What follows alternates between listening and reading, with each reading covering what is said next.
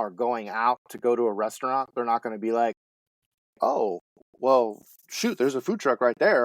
We're just going to go there instead. That's not how that works. Like, you go to a restaurant, you have that mentality. You're going to go sit down, you're going to relax, you're going to take your time. You're going to have a menu, you're going to look it over, you're going to order, you're going to hang out, you're going to converse with whoever you're at.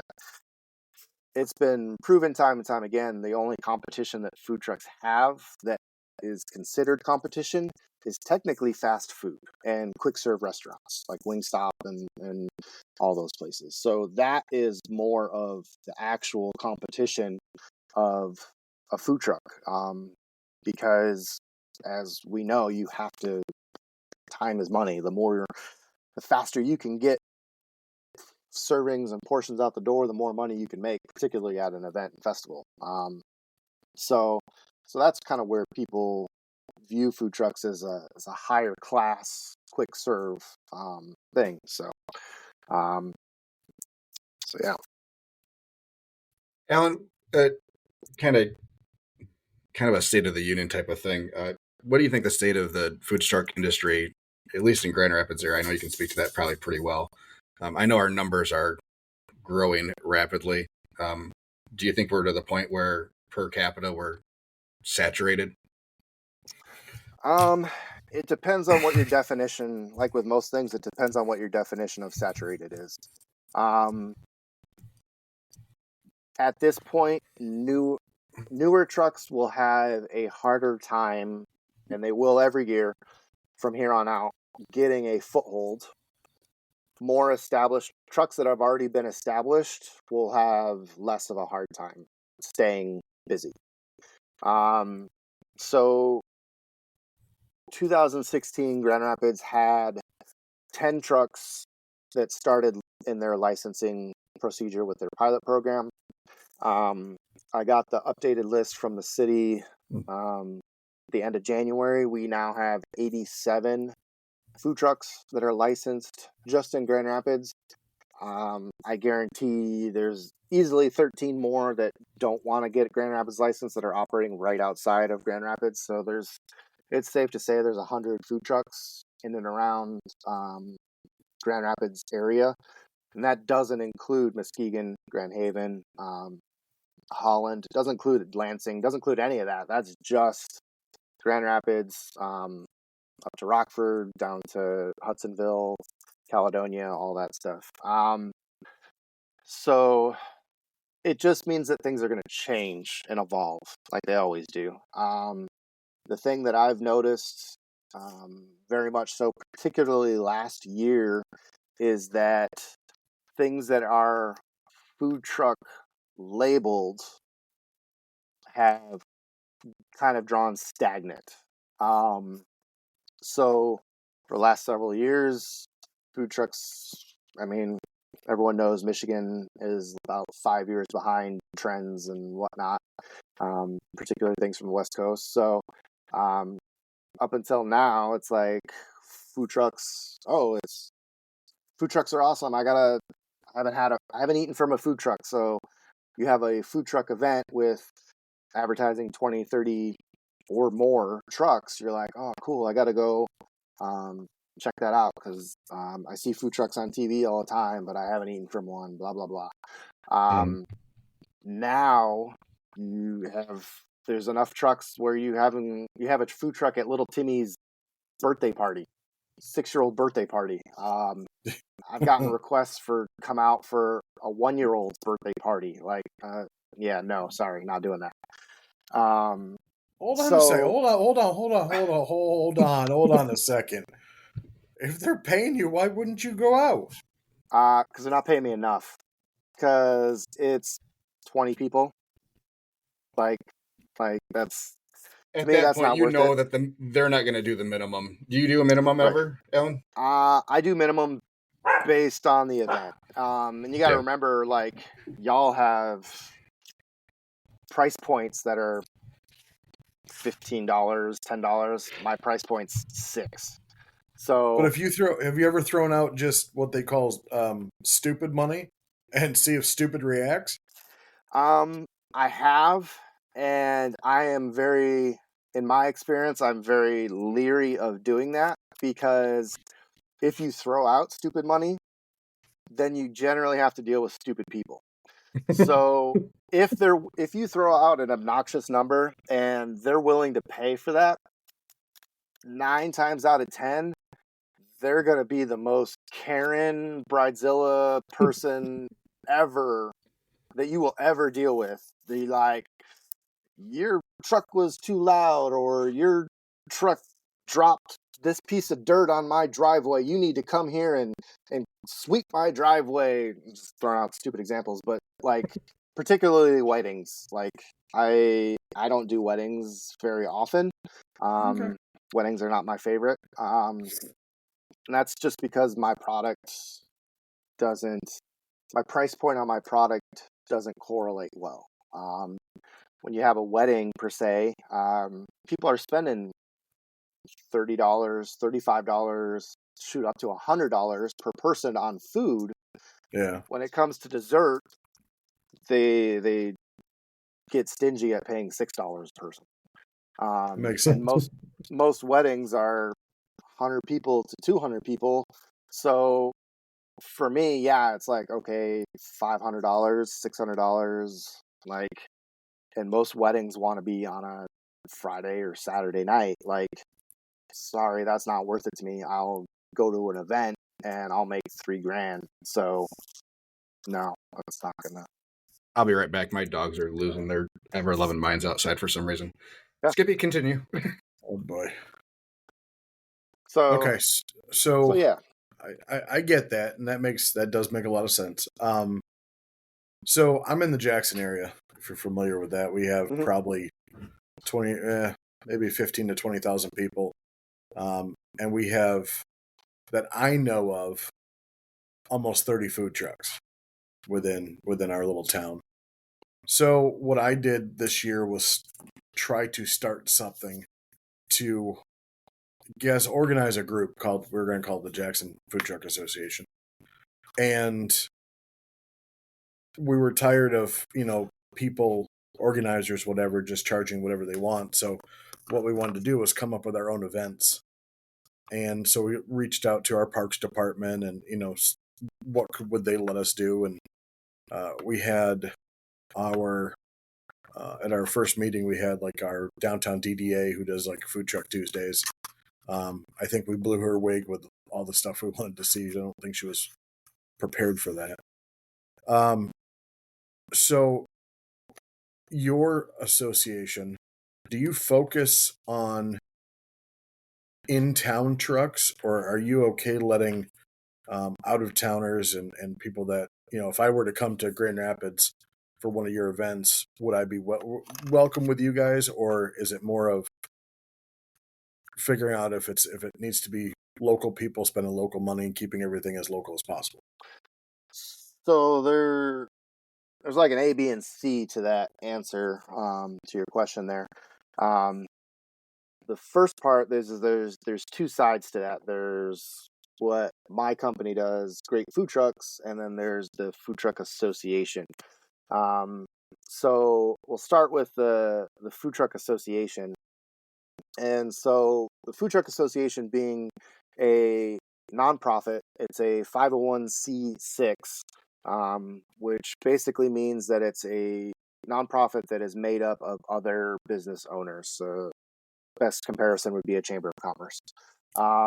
And so members are paying dues and everything else.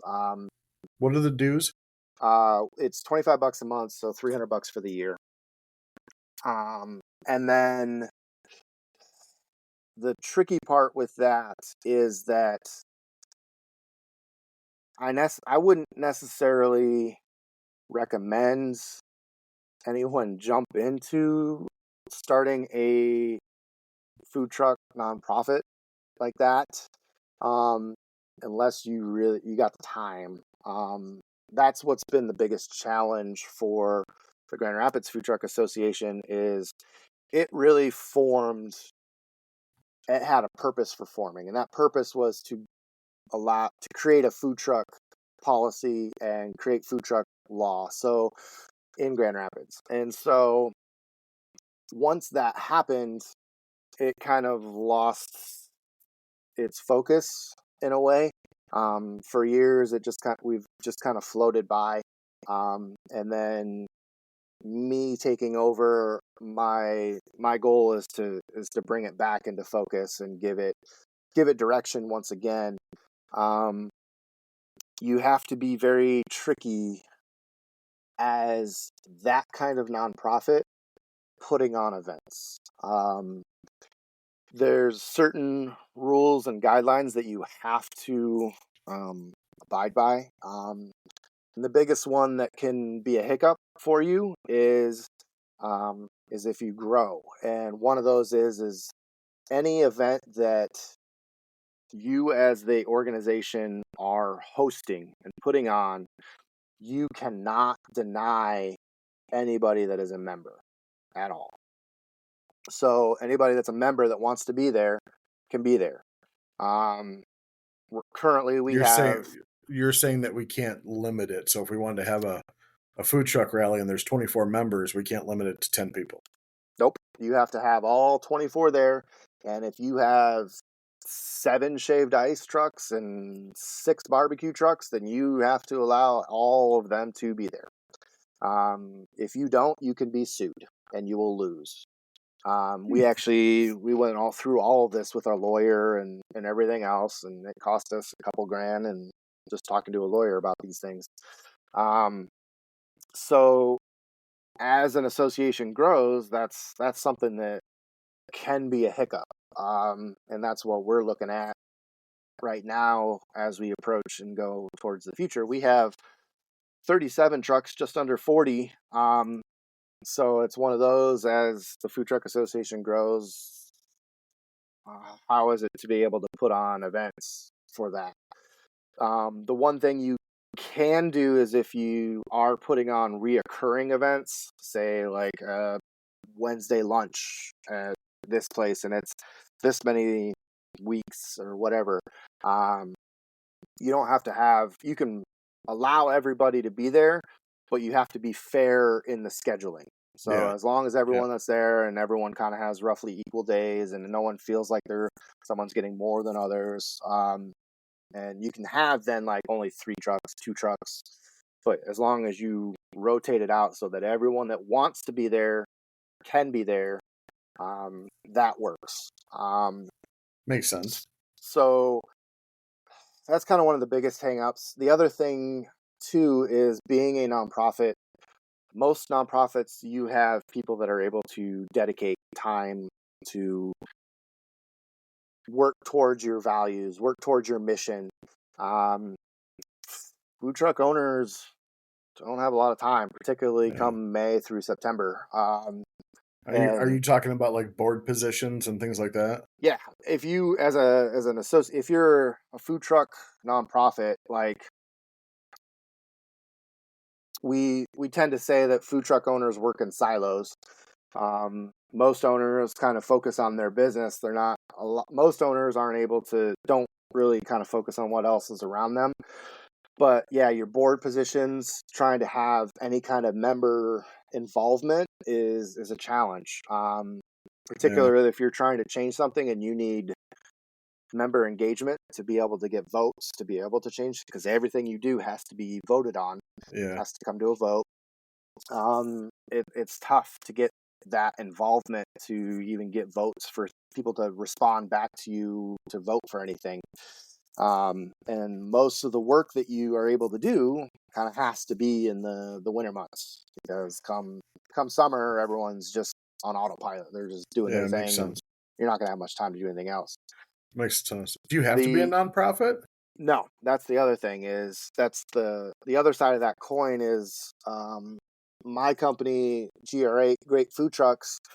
So I put on events, and I kind of am able to do all of the things. I can still do pretty much all the things that the nonprofit aspect of it does, just without that title of nonprofit. So, like, I don't have members per se.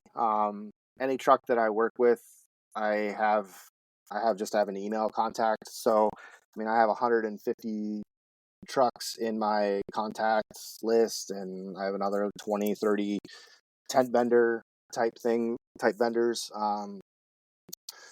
And so at that point, you're essentially a business. And so, yeah, me have discretion per se over how many barbecue trucks, how many shaved ice trucks have per an event type of thing. And so you're not hindered by those hamstrings by those rules and those guidelines in that sense. The other sense is it's a lot more work because now rather than having a group that can help do all these things, particularly with an event, um, it comes down to me and my wife when I can have her help me. But putting on an event is a lot, and unless you are able to multitask like crazy, it's going to be hard for anybody to do because there's just so much that you have to do. Um, and Grand Rapids makes it even tougher. Like they have all sorts of silly rules that they make you and hoops that make you jump through. And so that just adds more work to your plate. But the thing is, too, is to operate in Grand Rapids, you need a Grand Rapids food truck license. So, how much is that? The state of Michigan has your STFU license, which is like your standard food truck license, even though I know the acronym is stupid. I don't know why they changed that. And you have your mobile vending license. So because those that's are what they want us to do. Right. And so you have those two licenses that you get from the state, through your health department. And we basically say the only thing that those licenses are good for is allow you to pay for more licenses. Because that's pretty much about it. Because around here, like you really can't operate anywhere with that. So Grand Rapids itself, they keep raising that rate and adding more stipulations to it and everything else. So now the Grand Rapids license $327 for the year. Jeez. If you add a second truck, they've upped that now to $20. So you don't have to pay that $370 per truck. You can just pay $20 to add that license to your second truck. Wyoming, which is right next door, they were like $150, but if you have your Grand Rapids license, then they've lowered it, I think, now down to $50. Allegan has one that's only like $10. Muskegon has their own. Holland is now working on their own. Allendale is working on their own. All these cities and townships are saying like, oh, well, wait, we can make money off these guys. So yeah, let's it's make a license. cash grab. It's been a cash so let's grab make a license so we can make money off of them. So that's the thing is you have to, like the Grand Rapids Food Truck Association, one of the requirements is you have to be licensed in Grand Rapids. So we do have trucks that are from Kalamazoo. We have several trucks that are from Kalamazoo and other areas. We have one truck that's from Battle Creek. And they're members. They pay for the Grand Rapids license. For them, it is worth it to make that drive because the events in Grand Rapids are apparently more lucrative to them than the events in and around their area. And maybe too because the events in Grand Rapids, they can come up here for 3-4 events that are big and still hit their local area, their local market and all that stuff, local catering. And they're going to make that money to where that license is justified, the drive is justified and everything else. And that's what it all boils down to for every food truck owner and everything you do is the most important thing I can stress is knowing your numbers, knowing your food costs, knowing what you can afford to spend on certain things. And like the base rule is 10%. So like if I'm setting up an event per se and whatever I'm paying, if I'm paying $100, then I'm going to expect to make $1,000 minimum at that event. If I don't, then I look at, okay, well, how much did I make? Close to that. Was there traffic? What was the issue? And then it's just, okay, well, I just won't do this event again. And then there's others that, okay, paid $100 and I do way more than 1,000. So then, yeah, it's obviously super worth it. But that's the unfortunate side of things, that where we're at right now everywhere, and this will include Jackson as well, is by having so many trucks, it becomes impossible to hold that wall with banding together and telling events, no, we're not going to pay that. Yeah. We were able to do that in the beginning in 2016. There was only 10 of us. And so at that time, the radio stations were putting on events and they were trying to charge 20-25% for an event. And we basically said, no, we're not doing that. And eventually they stopped. And so the problem is now with so many, they're going to find somebody. Somebody's going to do it. They're not going to care that I'm paying. Not going to care paying $500, paying $800, paying $1,000, $2,000 to get into this event. Odds are they don't know their own numbers.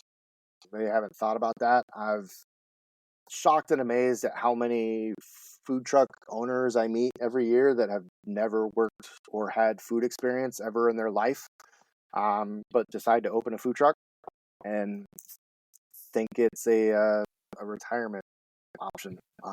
That's Exactly. Yeah. right. Well, you learn very quickly that the national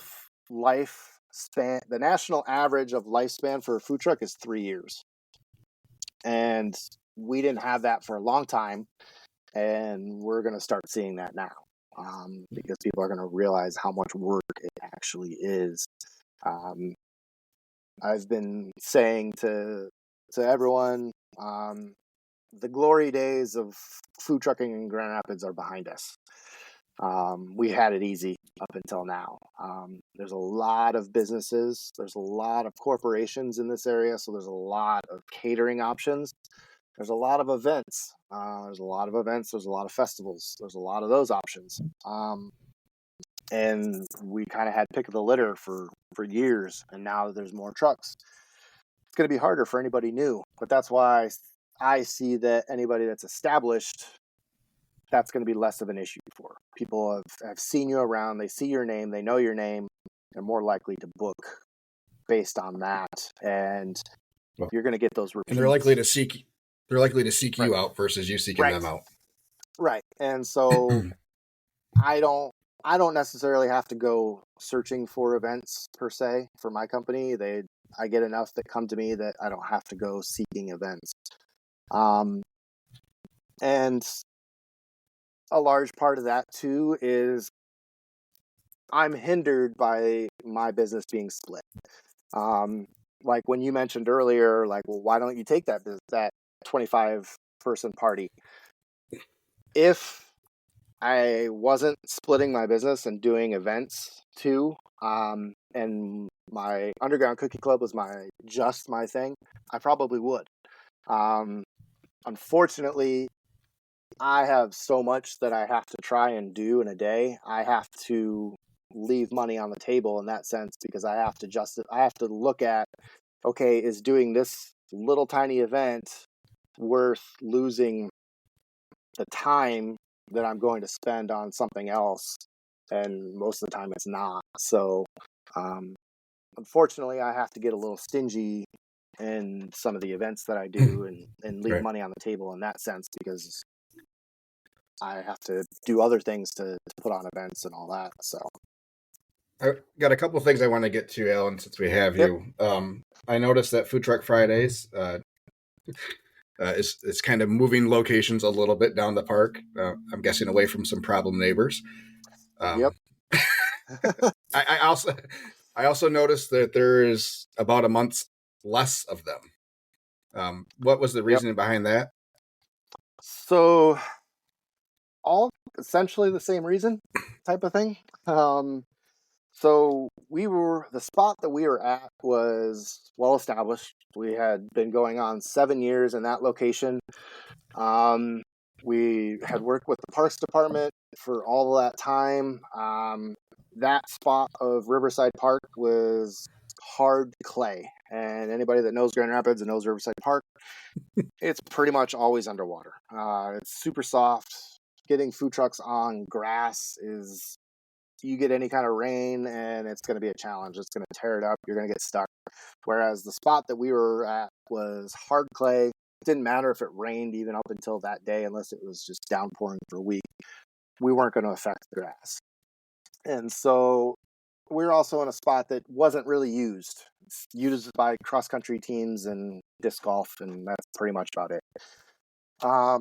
Well, apparently there's a small set of neighbors across the way that wanted us gone, and they made it their entire summer mission to get the event canceled. And I say that because everyone's like, well, why didn't you reach out to them and offer them this or that? And yeah, we did. From week one, basically, we addressed everything that they raised as their concern, and we offered remedies on how to fix it. And every time we would offer a remedy, they would ignore that offer and move on to a different complaint. So it just shows that they didn't really care about that. Wasn't really an issue. They just wanted to complain. Mm-hmm. They had issues with people parking near their driveway. Just near their driveway. Like, they would send pictures of literally someone parking at the edge of their driveway, which... Legally parking. Right. Well, yeah. Technically, I didn't know that was a rule, but in Grand Rapids, you're not allowed to park within 3 feet of a curb cut. So I don't know that anybody knows that rule ever. So, but apparently that's a rule. Not until and you apparently have to. These people know that rule, and nobody else does, but these people do, because that's what they're complaining about. Is they're parking too close to their driveway. Not blocking it, but too close to it. And so we offered to come out before every event, put cones by their driveway, and they, nope, that's not good enough. We would hear them use phrases like, those people, we're bringing those people to their park in their area, that we're bringing those people that use drugs and violence and crime, whereas all the other neighbors have telling us that our event has deterred all of that stuff from what it used to be. Riverside Park used to be bad. People were getting murdered on the trails and left in the woods over there back in like the 70s and stuff. Well, they'd rather have that than the carnies that you... Right. Well, we don't have carnies. all the food truck right. perceived carnies, yeah. Right. Perceived carnies. And so essentially they were emailing the city, no joke, 20 emails every single week, just complaining about something, recycling the same complaints over and over again. At one point I heard from one of the neighbors that was pro the event that they came over to the event, literally bought beer at the event with the sole intent to try and walk out with it, just to make sure that security was going to stop them. And they did. And so they were like, told this other neighbor, well, I'm glad that they stopped us, because they would just, otherwise we could just walk out with it. I'm like, oh my God. And then another time they were like walking around, taking pictures of the fence every which way, and to send those pictures in, even though there's nothing wrong with the fence. They were complaining that we had dogs at the event, even though that's completely up to us whether or not we want to allow dogs. But because the event guideline overarching states that animals are prohibited, but it's event by event by event. So it states that, but if you want to allow it, you certainly can. And so because these guidelines overstated it, they were saying that we're breaking the law because there's dogs there. And so they actually even emailed the city of Grand Rapids' lawyer saying that the Office of Special Events was breaking the law. and sent the pictures that there's dogs and blah, blah, blah. And the lawyer basically told him that, thank you. We trust the city of Grand Rapids Office of Special Events. Have a nice day. So So moving a little ultimately, bit north. yeah. So ultimately, we had to move north because that's where previous events at Riverside were held. Was in the north end. Um, the thing that I was okay with was that the Parks Department basically decided to take down all of the baseball Little League fencing that was there because the Little League had disbanded about 2 years ago and it was just sitting vacant and it was becoming overgrown. Some of it got destroyed from the tornado that we got last year.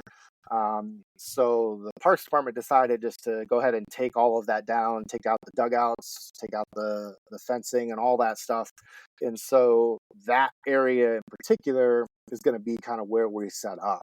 And so it's firmer ground. It provides us right next to the road.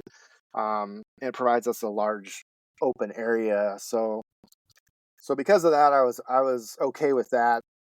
And then the shorter aspect of it was that was one of their other complaints was that, oh, this event takes up our entire summer. We can never have guests over on a Friday night. It's like, bitch, nobody likes you. Nobody's coming over on Friday night to you. Like, and bring them to Food Truck Fridays.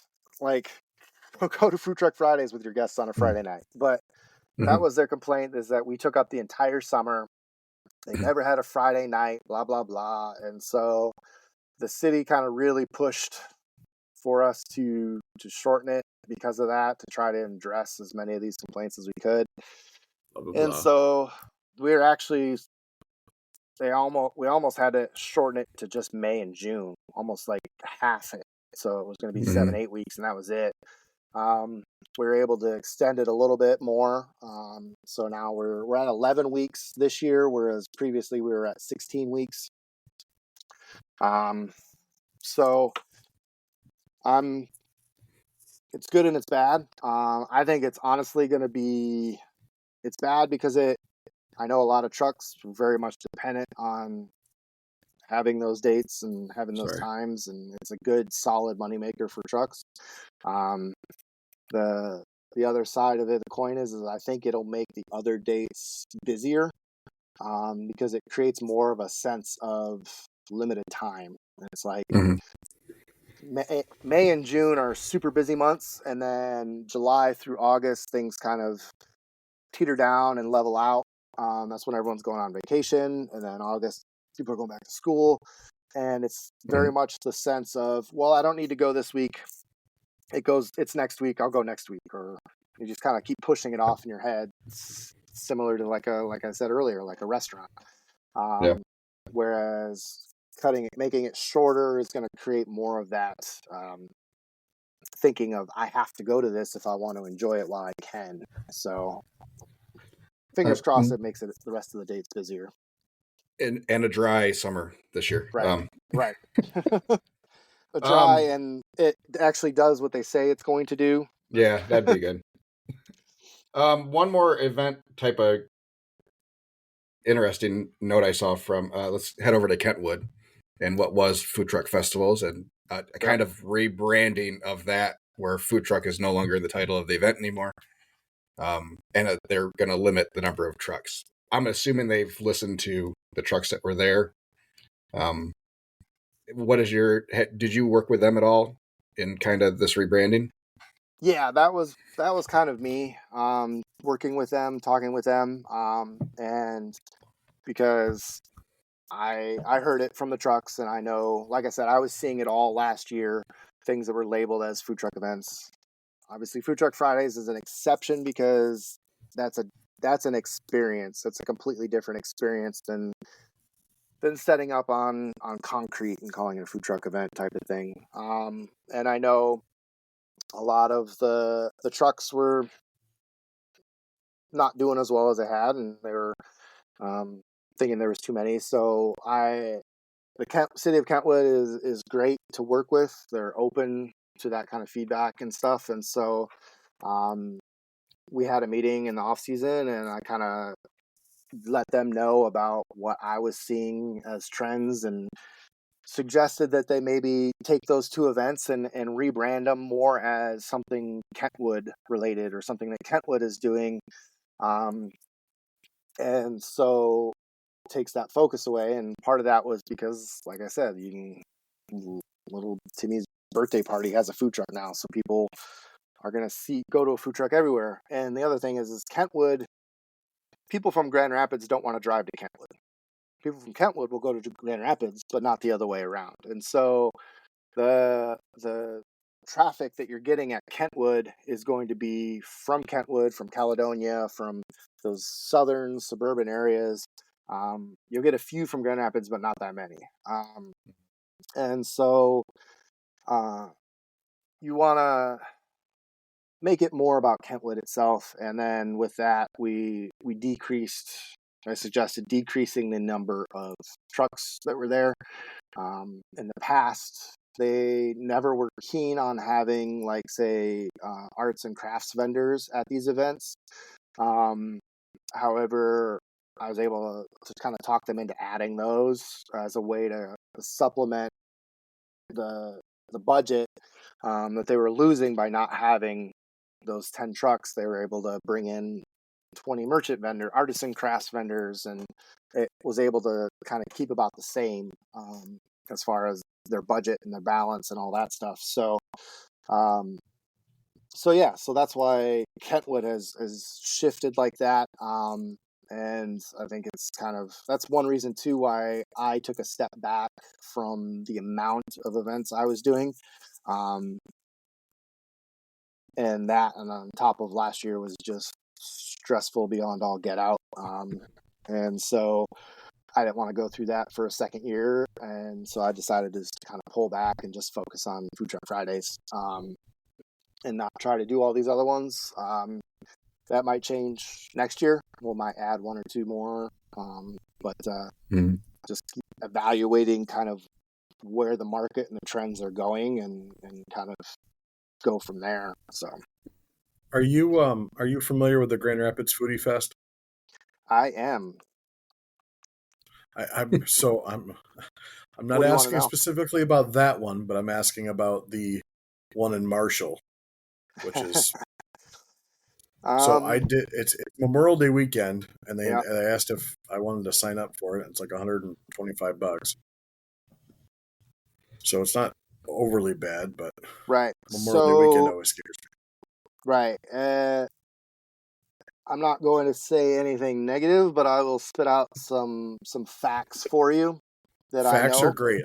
I like facts. Facts are fun. I know they're trying to bill it as the largest tri-state, blah blah blah. Last year was the first year they did that one, and it was only 20 trucks. I mean, I have more trucks literally at Food Truck Fridays than they had at that whole event.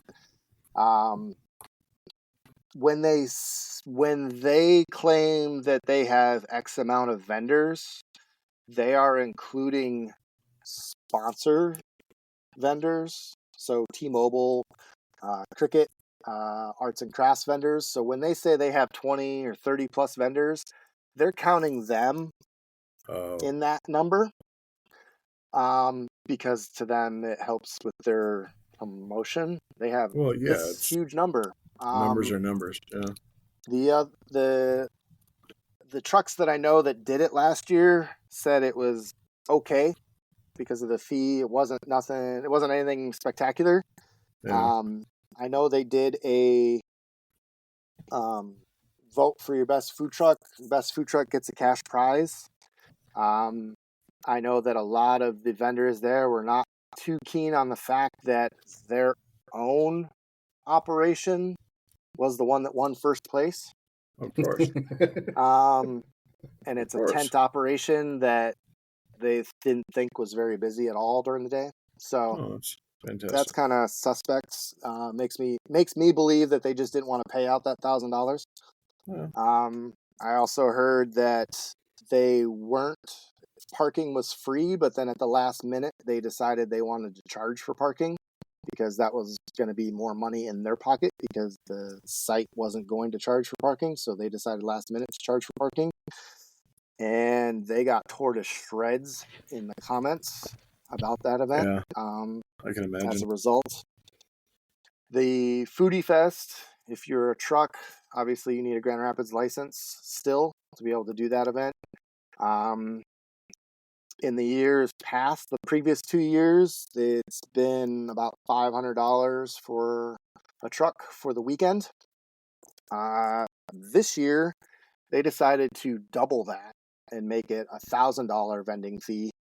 And they cited purely as the reason is by quote unquote looking at what other events were charging and decided to charge more.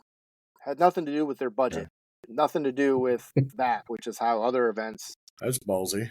determines their fee. They literally said it had everything to do with what they saw other events charging, and they wanted to charge more. Okay, I know. So the organizers can be a little sketch. Yeah, and they signed up for an event with me with their little tent operation, and then decided to back out last minute and didn't pay. So, I have my own personal beliefs on them. I won't do their events. I know Totally understand. Kona Ice. They've had a couple ice trucks do their events, and all day their event's long. It goes from like 10 to 10 or something like that. It's a long day, and the ice trucks I know, and it was hot, only did like $650, which is not good numbers at all. And so from what I heard for the 4th of July one, that it was okay. But again, at that rate of $500, okay is different than a rate of $1,000. It's just weird that they choose to do them right around holidays. Right. 4th of July one, people are going to their lake house. Memorial Day, it's like the start of camping. I think the reason for that is that they could not get Calder Plaza any other time. Calder Plaza is literally booked the entire year. I couldn't book an event at Calder during the summer. Now if I tried on a Friday or Saturday. So that was probably literally the only weekend. So that was probably, if they wanted at Calder, that was their only option, was that 4th of July weekend. Gotcha. I know there was a barbecue truck that was there last year. Sunday it rained and a lot of the vendors didn't show up. He did, and I know he did phenomenal and sold out, but as we all know, what one person sells out with is different from somebody else. For sure. You could bring enough for 20 people and sell out and think that's great, where 20 people is not good for me. Right. How much did you bring? Selling out, it doesn't really mean much unless you know how many they sold or whatever. So okay, I mean, it makes sense. I mean, there's that's a what lot I know of things about those events. Yeah, the reason we tried to do, or we're trying our food truck association, we really haven't gone to the nonprofit agency. We kind of made it for food trucks so we can have a one-stop shop for anything in our area. I know that I went to your website. Our website. You have sucks, a contact us. It is basic. I mean, but it's what we're looking to do. Is here's your one-stop shop. We want to make it so anybody in our area, if they need a food truck for someone, doesn't go out of town. There's enough cuisines in our area that's there. So that's kind of why we started it. But I like hearing what you're talking about. Definitely gives me some ideas. Well, and one of the things too that you guys could do is one of the things that I've implemented this year and that we're working on with the association is we've created a brochure for the Food Truck Association, and essentially that has just a brief little bit about it. But when you open it up, the inside of the brochure is a directory of all of its members, and it has their name of their truck, a brief 2-3 words of the type of food they serve, their email, and their website, and it has the directory list of everyone. And so the plan is to have those brochures and leave stacks of them at the breweries. They can have them on their trucks. They can have them at the office of special events. And so that could be an option y'all might want to consider. It's a great idea. Then Bye, everyone. Skippy. No, I'm just shutting the glare. Then all of you guys can have a stack and hand them out and everything else, and you don't necessarily need to that so much of a formal organization. You can have a kind of a less than formal organization and still create now you can what you want. No, I like that idea. I really like that.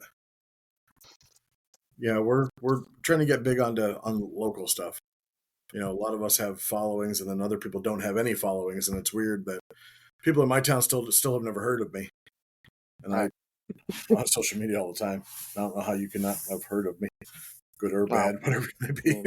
I'll go to an event and people still haven't heard of me, and the shit that I do is kind of crazy. I have a pretty hardcore. What is your favorite? What is your? I'm looking at the backside of your food truck. What is your favorite ice cream sandwich? See, I can't pick that. That's like children. I created them all. I can't pick one or the other. That's not fair. Okay, give me your top two. Throw something out there. Like, what's your go-to? How about that? What's your go-to? Let's say our top seller is easily our Baby O, which is a mint brownie and mint chocolate chip ice cream. I mean, that's kind of a standard that people are going to have. Pretty fantastic. Our Chubby Unicorn was our signature one for so long. That's the one that's pictured on all of our stuff. Superman ice cream, and then sugar cookie with sprinkles on top. But the way we do it is the Superman ice cream is actually layered since we're making it ourselves. So it can create a nice layered effect through the ice cream sandwich. But yeah, we have some. Do you have anything peanut butter? The Elliot is the one that we have right now. That's peanut butter. It's peanut butter and chocolate. Elliot. Exactly.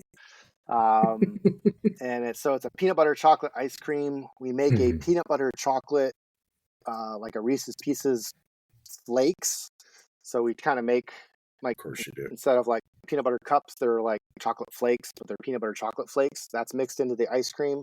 We have a peanut butter cookie, and then we add Reese's Pieces and peanut butter chips on top of that cookie. So that's the one that we always have on our menu. That's a peanut butter option. If you ever want to drive the 2 hours to Jackson, let me know. I'll get you hooked up for the street corner somewhere. Well, we do go to Battle Creek every so often. Is your brick and mortar open all winter, or do you shut that down for the winter too? No, it's generally open all year. We close over the Christmas break. We are closed currently. We plan to reopen on Valentine's Day. We closed because my walk-in freezer that had all my product decided to stop working one day, and I walked in and everything was toast. So luckily it's the winter and we didn't have a whole lot compared to what we have in the summer. So we just kind of decided January is a slow month anyway, so we just decided to stay closed for that month. And so now we're working on making stuff again and look to reopen in February. But yeah, we're open Wednesday through Sunday. Do you have anything vegan? Not at the moment. During the summer we do. During the summer we have 3 ice cream sandwiches that are vegan, and we have one that's gluten-free as well. Okay. That's cool. But during the winter, we don't sell it enough to make it, since we have to make everything in large batches. Yeah. It just doesn't move enough. I go to Ann Arbor a lot, and I get asked for vegetarian. Like, I'm a barbecue truck, but I get asked for vegetarian all the time. Yeah. So I created a vegetarian plate, which is all 3 of our sides. Sell the shit out of it too. So yep. We still get asked for vegan. There was Daddy Pete's at their location for a long time. Him and his wife went vegan, kind of for health reasons and whatnot, and so they started actually barbecuing vegan, and kind of got pretty popular with that, doing like jackfruit and all that stuff and whatnot. But so they were doing that for a couple of years and sold it pretty well. So Good for them. Right. Yeah. Right. They can All right, actually service their community. Skippy, if you don't have anything else, I think we can. We'll let Alan enjoy the rest of his sunny Michigan day. Right. I appreciate you being on and talking to us about all things Grand Rapids food truck stuff. So yeah, anytime, guys. Thanks, man. Appreciate it. You have a good day. When you log off, just make sure it says uploaded in the corner of your screen when you sign off. So, yep. And then you can go ahead and take a look. Thanks, man. Appreciate it. Thanks, Bob. Have a good one. Bye. He just got his information out to the tens of listeners that we have. It is a weirdly slow day today. I don't know, but we had our probably our best single week, at least in the last year. Might be in the 2 years we've been doing it. So, as far as downloads go, fantastic. Yes, thank you, everybody. We definitely have gotten some new listeners over the past couple weeks. Currently, we are number 227 in the Apple charts for food podcasts. Thank you, everybody, for that. Make sure that you do subscribe to us on YouTube or wherever you're listening to your podcast, Apple, Google, iHeartRadio, all of those places. Y'all are great. Y'all are great. And make sure you also follow us on Facebook at Monday Morning Food Truck. And also individually, PBJ's Barbecue, Sweet Rex, and Smoking Butts Barbecue. And go over to Underground Cookie Club. If you are on the west side of Michigan, get one. And Alan probably won't like me saying this, but they are big enough to share. I have yet to eat a whole one. With that, they are delicious. I'll be damned. I know, it's amazing. They are delicious, but they're large. So thank you, everybody, for today and the conversation during our little session today. Sorry we went long, but yeah. Skip, you got anything? Next Monday, we'll be moving back to our normal time slot of 9 o'clock. So Angie's back to work, so I have to get kids back on the buses on Mondays. Oh, good to know. Good to know. So good to know. I have to get them on the bus at 8:30 every other week. Just so everybody knows, I found out when you did. Yes. So yeah, the kids go on the bus at 8:30, so we'll have to slide back to 9 o'clock. So, which is our normal time. So, and then hey, we open in 5 weeks, full time. Where are you at? I have an event on Sunday the 18th of March. Yeah, of Sunday the 18th. This Sunday. This Sunday is the 11th. The month that we're in of the Sunday that would be located. February 18th. Got it. But when are you open full time? To be determined, actually. What? So to be determined. Yeah, we're gonna talk next week about that. All right, cool. Look forward to that conversation. As always, send in your questions and comments so we can have new things to talk about. Both of us have Super Bowl menus going. Order for yeah, my pre-order ends today at 5. We might extend it another day, but it's been a little lackluster. I blame the Lions. Rib tips. See that sign down there? It says rib tip. Screw that. All right, guys, have a good one. All right, guys, have a good one. Bye. See ya. Stop.